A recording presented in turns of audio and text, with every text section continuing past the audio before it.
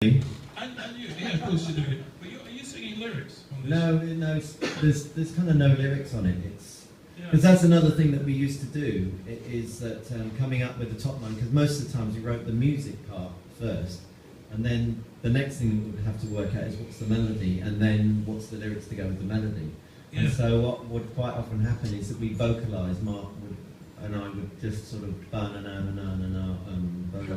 and then throw the odd word in that seemed to fit, although it was appropriate to nothing. And then Phil, would take it away, and he'd hear those vowel sounds, and they would suggest something to him quite often, wouldn't they? But the whole thing in the song goes down with Mark, I don't want to go to war. That's what Mark did a lot of scat, and it's exactly what it sounded like he sang. I don't want to go to war.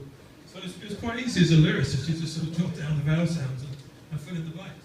But this one, well, it's easy for you. I mean that as a compliment, because I couldn't do that. Well, I was really into that because what was really important for Mike and Mark, because they never set out to be singers, which is what's incredible about it, because they both had very unique voices, and they both sang compositionally. They didn't sort of improvise too much.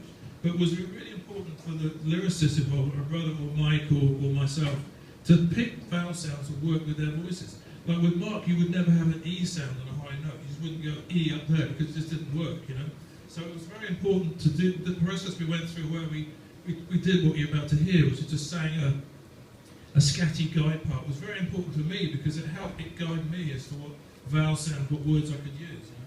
Actually, it was liberating. It made it easier for me. Yeah.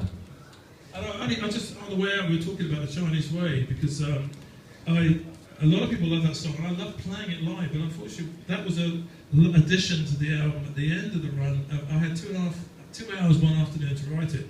And if is anybody responsible for that song, it's him.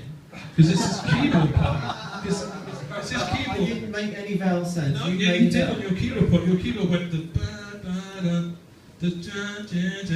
the Chinese, but it just sounded like the Chinese way. So it's his fault.